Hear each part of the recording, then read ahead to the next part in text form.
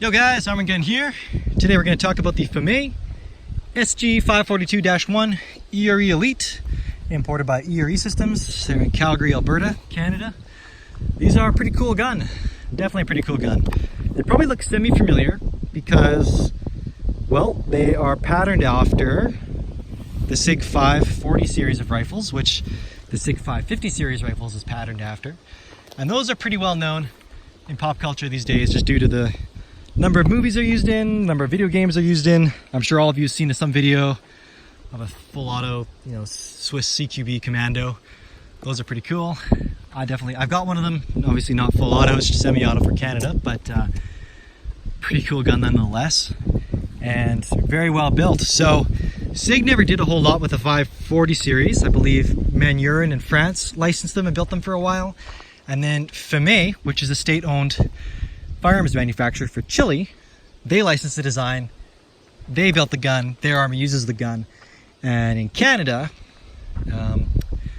these qualify as a non-restricted firearm. So this is basically one of the early types of quote-unquote black rifles we got to have up here.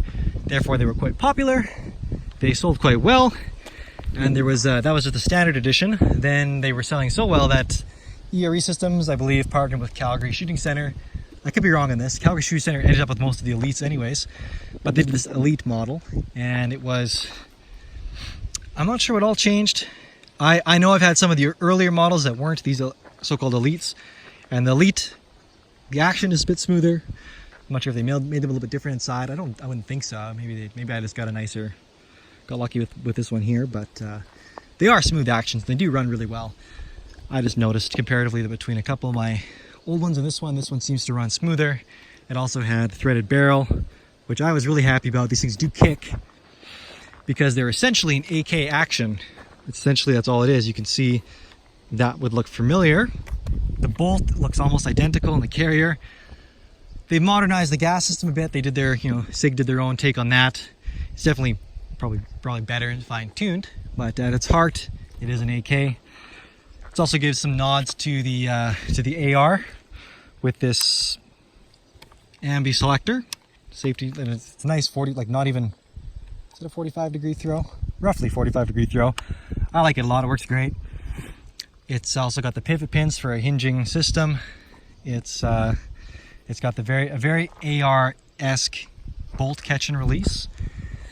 And then magazine. It does have a flapper lock. Really quickly, I'll just show you how the action is as well. Again, really slick. I'm pretty impressed with that. I'll do a disassembly video so you guys can see under the hood, see how much like an AK it actually is. But it's surprising. And okay, that's good. The trigger. The trigger is really good. These things have like pretty adjustable triggers in them. Also, really quickly, there's a winter trigger guard, so you can pop this out of the way. Some parts of Chile are pretty chilly, so I guess they kept that. But the trigger, you can definitely turn it into a nice single or double stage trigger. You have your initial take up, and then it contacts this kind of trigger shoe, and that's what's the adjustable part.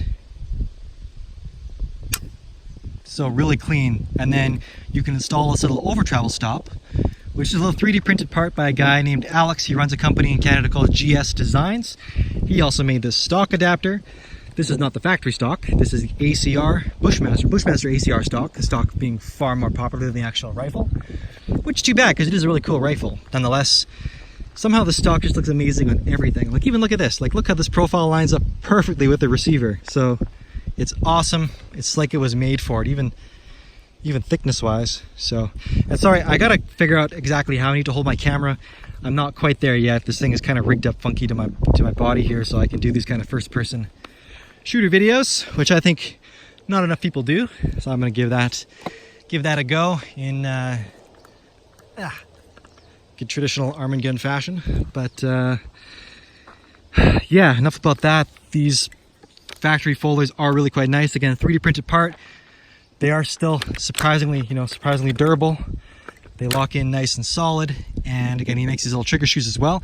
Google or YouTube GS Designs. He's gonna have a video on these things, installing them and tuning the trigger, which is just helpful if you have a 540 or a 550 style rifle that makes use of that trigger group. It'll just, you can do a lot of adjustability with the trigger before even installing this lower travel stop. It's pretty handy. Then there's an optics rail, a nice little dovetail system in here that this just slots into. Then there's this lug that you just literally stick an Allen key in and just rotate out, and it goes, it extends out, and then right into a little divot in the rear drum here. And this diopter sight is sighted for 100, 300, 500, 600 meters. The front sight post is just like, it's a fixed blade. It's not fixed. It's not windage adjustable, but it is elevation adjustable with a screw. If it goes, this thing is slanted, so as you turn it so that the thing goes forward, it drops. And that's how you adjust for elevation. There's a gas block, regular, fouled. And as these do kick, these are probably overgassed. They do kick a decent amount, which is why I was happy that these Elite models had a threaded barrel, 5/8 by 24 for the 542. So I threw a Lantite Dragon on there, and it's much more pleasant to shoot than the previous models I had. So anyways, I'll just show you how the AR-esque this thing is when I go to charge, load it here and charge the rifle. So just gonna go to my super humble range, a couple targets over there, a couple steel targets. What else can I tell you about this thing?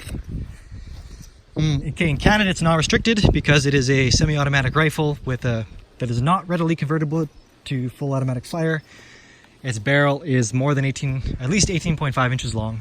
It's measured in millimeters, and there's a designation right around 18.5, where if it's below that, it's considered an SPR. And SPRs are considered restricted in Canada. They're treated the same as all handguns, and ironically all AR-15s. AR-15s, doesn't matter how long the barrel is, it's considered restricted. But yeah, here we go. So we'll put a couple mags through this.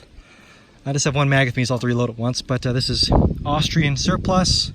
Runs pretty well in here. That's that. So literally just rock and lock that mag. The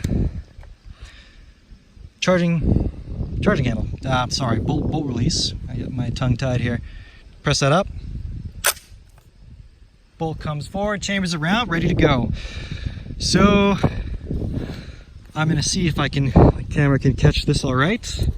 But yeah, throw it on fire, and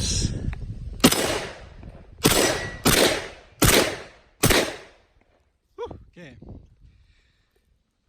Oh, that's not good. My brake popped off and is now gone. That's definitely not good. I'm gonna find out where that went and get back to you here.